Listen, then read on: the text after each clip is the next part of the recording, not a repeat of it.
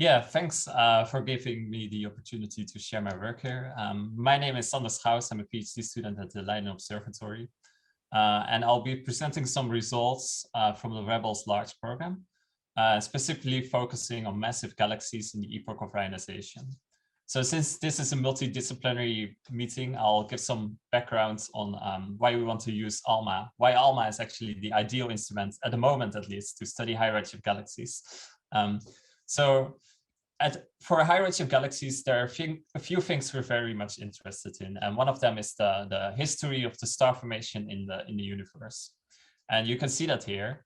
And to study this history properly, you need to both measure the unobscured and the obscured star formation rates. Unfortunately, as redshifts higher than, say, about 3, this becomes a problem because the number of the data on the infrared star formation rates is basically very much limited. This is an old figure, so it's becoming a little bit better with programs like Alpine.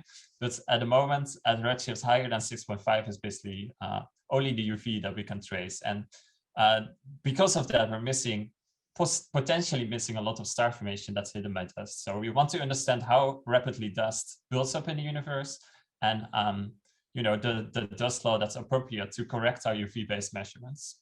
Another thing we're very much interested in is getting spectroscopic redshifts. So at the moment, for most high redshift galaxies, we only have a photometric redshift and no spectroscopic redshifts. And finally, we're interested in the physical properties of these galaxies. So what are the metallicities? What are the ionization fields? How intensely are they forming stars? And all these things are very interesting, but also very difficult to measure. And also, of course, the gas mass are potentially very interesting data points. And we expect them all to evolve in redshifts. So studying the physical properties is essential. And the nice thing about ALMA is that it can answer all of our questions. So of course, we know that ALMA is very sensitive to probe the dust continuum. So we can directly measure the impact of dust and directly measure the obscured star formation. So ALMA is excellent for that. And we also know that there are many very strong spectral lines that can be observed by ALMA. And because these lines are so strong, we can detect them in about 20 minutes with our observations. And the wavelength coverage of ALMA in one tuning is limited. So you need to stitch together multiple tunings, and that's called a spectral scan. And by doing that, you can find the emission line and the spectroscopic redshift of these galaxies. And these emission lines are useful for other things, of course, just like optical emission lines. We can use them to find the line ratios, and with the line ratios, we can measure things like metallicities, ionization parameters. And with lines like CO, we can measure the gas mass in these galaxies. So ALMA is really an excellent instrument. And it has been done before, spectral scans specifically. So it's possible, previous results have shown that it is actually possible to do this. Do a spectral scan and find the redshift of these galaxies. So we have done that with C+ in our group very successfully. So these are the pilot programs for Rebels, and we've detected 5 star-forming galaxies that way.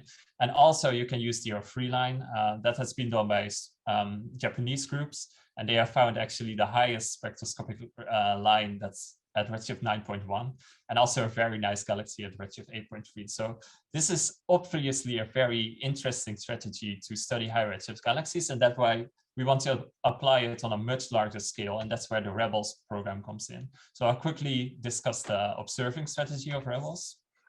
So for Rebels, we have selected 40 sources, luminous sources, between redshift 6.5 and 9.5. And we've selected them over a huge area of 7 square degrees.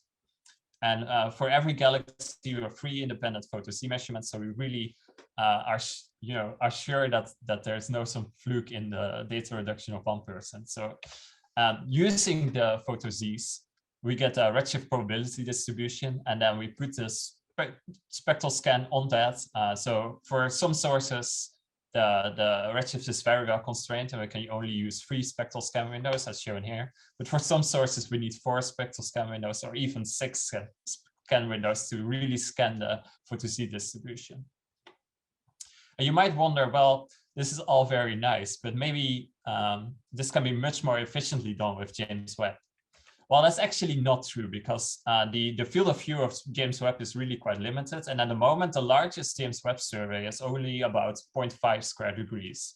So what we're doing is we're basically filling the sweet spots between galaxies that can be found with large full sky surveys like the South Pole Telescope survey, and studies that find galaxies at much lower star formation rates like the James Webb Cosmos and Candles surveys. So we're right in between the sweet spots with sources that are rare enough that you need a large area to find them, but are not luminous enough to be found with these really broad all sky surveys. So yeah, this is really a unique sample to study massive galaxies and connect the gap there. So let's focus on some interesting initial results. We detect a lot of emission lines in this survey, so it's very successful. What I show here is all sources with a C+ detection. In the background is the rest frame UV imaging. So that's basically, we're looking at the unobscured star formation. Then with the blue contours, I show the C+ line. And with the orange contours, I show the dust continuum, because you basically get that for free when you're scanning for a C+ line. And that's the, well, yeah, that's probing the obscured star formation. So you can see that for a lot of sources, there is very strong UV emission, of course, but also some dust emission, meaning that we're, even at these high redshifts, there's a lot of star formation that's going on behind, that's hidden by dust.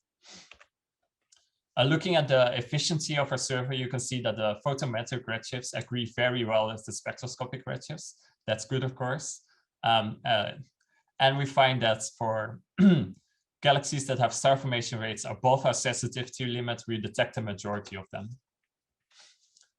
Now, what sort of science can we do with this?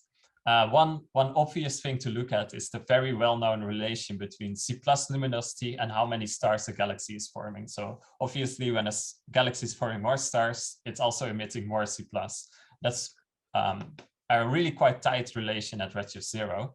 And at redshift 7, surprisingly, our data points fall on the redshift 0 relation. And this is kind of surprising, because we know that these galaxies are really quite different from low redshift galaxies. For example, they have lower metallicities. We know that they have very strong ionization parameters, and they also probably have higher gas densities, although we don't have direct measurements of that at this redshift, but the trend with redshift is towards higher and higher gas densities. And also we know that probably the dust is maybe hotter, and probably these galaxies also have less dust, because it takes time for dust to build up, and these galaxies are very, very young. And the impacts of this is that we expect lower metallicities to have no impact or lower the C+ luminosity. Higher ionization parameters definitely lower the C+ luminosity, and higher gas density also lowers the C+ luminosity. So that's why it's really strange that they still fall on the low redshift line. There's only one effect that increases the C+ luminosity, and that's when you have less dust. And that increases the C+ luminosity because C+ is emitted at the PDR regions, at the boundary of H2 regions. And with less dust, you decrease the optical depth. So you basically have a larger region where you can emit C+ from. So is there any evidence that these galaxies are less dusty than low redshift galaxies? Well, a little bit. So if you compare with the GOAL sample, which is a very similar sample of galaxies at low redshift, compared to Rebels, we find that the C+ over infrared luminosities for our galaxies are a little bit elevated. And what C+ is doing is basically tracing the gas, and the infrared is basically tracing the dust. So this points towards probably a lower dust to gas ratio for our galaxies, and that could be the compensating factor to result in this quite mysterious non-evolution that we're finding. Something else we can look at is the kinematics. So we expect that galaxies at high redshifts are really quite messy, undergoing mergers all the time, and probably gas inflows disrupt the gas. But what we find is that for a lot of galaxies in our survey, there's actually a quite smooth velocity gradient. So it's quite interesting that we see this, and we want to constrain this properly. And that's by, well, at the moment we're working on writing our own kinematics fitting code specialized for these sort of low resolution observations. And what we find, unfortunately, is that at the current resolution, it's actually impossible to distinguish between a rotating disk model and a merger model. But even with this limitation, we're finding that probably these galaxies are a little bit more rotating than you would expect based on models. Okay, yeah. Something else we're looking at is, as I discussed before, ALMA is a great tracer of the dust continuum. So so that's something you need to study. And something people are really much interested in is the relation between the UV color or the UV continuum slope and the amount of star formation that's hidden by dust. So for most galaxies still, we only have a UV color and no direct constraints on the dust continuum. So you want some kind of conversion to convert from the UV color to the amount of star formation that's hidden by dust. And this is the IRX beta relation. You can see it here. And there are different models that can be used for this. Okay, you see that the figure is moving. And this is one limitation of our observations, because we only probe one point in the dust SED. And because of that, we don't know the dust temperature. So for different dust temperatures, you actually get different dust correction laws. And that's a problem. So you can see the fit here. So we're basically fitting the slope of this dust law as a function of temperature. And what you can see is that it basically varies from the SMC. So that's a small molecular cloud-like extinction law to a Cassetti law, which is more appropriate for the Milky Way. And if we go from 40 Kelvin to 60 Kelvin, yeah, we can basically change the whole range of possible extinction curves. So at the moment, our understanding of the dust SED is really limited by the lack of data points. So to understand the dust properties better, we need to actually start probing more points and the dust temperature. Okay, speaking of dust, something else we found that is really unexpected is the fact that we found galaxies that are normal mass and normal star formation rates, but are nevertheless really completely obscured. And it was recently published in Nature.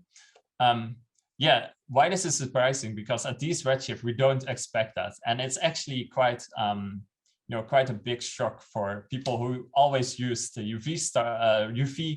UV-based measurements to trace the cosmic star formation rate history, because you would be completely missing these sources. So you can see an HST image on the background here, and even in HST. So that's basically the best of the best data we have in the rest frame UV for the high redshifts.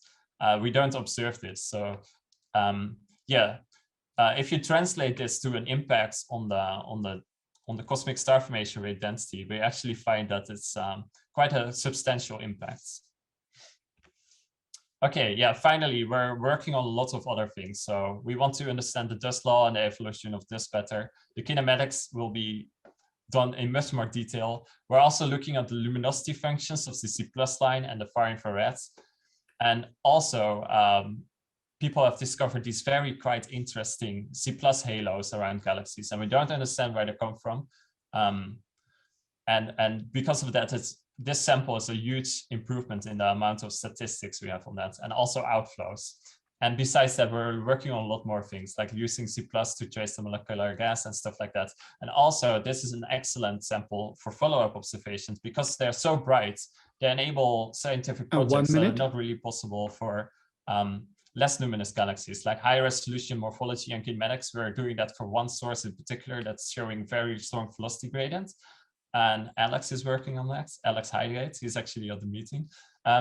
Yeah, we're also following up our galaxies with O3 to both get another emission line and also get extra points on the dust SED. So we'll also be able to probe the dust temperature a little bit. And Joris Wittstock has actually known that for the pilot sources, and he will be talking about that on Friday, I believe. We're also probing the CO directly by using JVLA. And okay, well, I'm just going through this quickly. Yeah, James Webb, we also have James Webb data coming in, and this is really valuable to directly probe mentalities and stuff like that, and the actual the properties of the stellar populations, which is just impossible at the moment without James Webb. And finally, we also following up with ground-based observations. So yeah, thank you for your attention. And yeah, I hope you enjoyed it.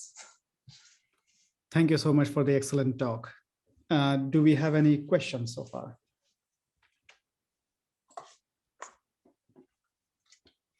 I had one question regarding this.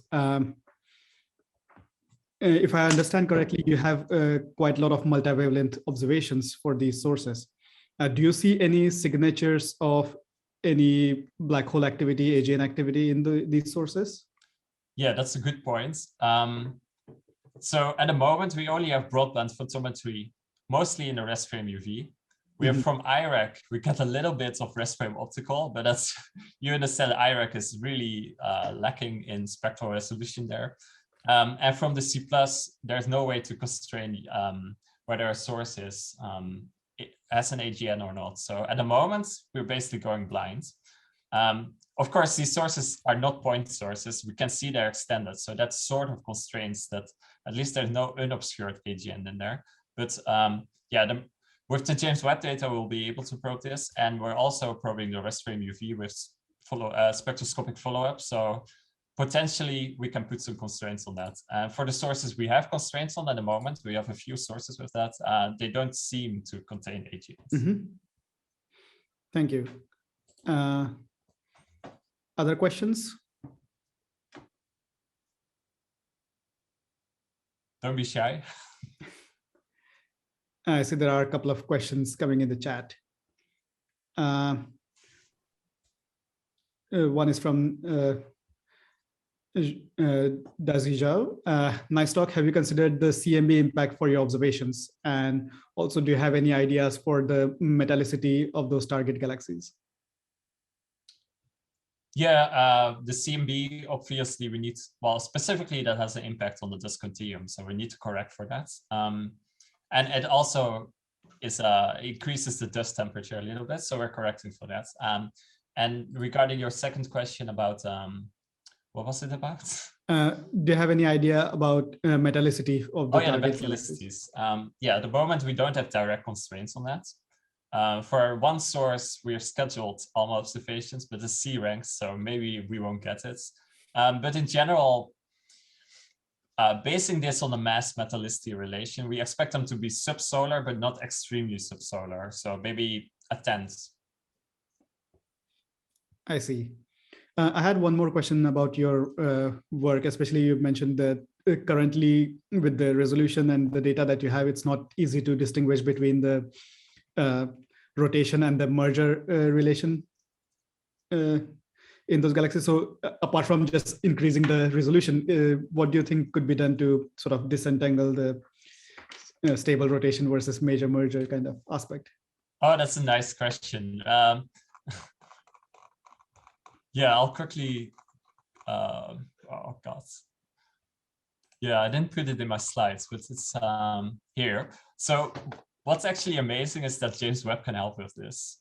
So getting higher resolution ALMA data is really expensive. So ideally you would find another way of doing this. And with James Webb, it's actually possible. So here we have two sources with velocity gradients. And one source breaks up into two clumps with James Webb, with Hubble, and one galaxy just stays one clump. So probably this is a rotating disk, and this is probably a merger. And this is actually data from Joris Wittstock. Awesome. So yeah, with a Hubble or James Webb, we could potentially disentangle this quite efficiently. Thank you so much. That was really a great talk.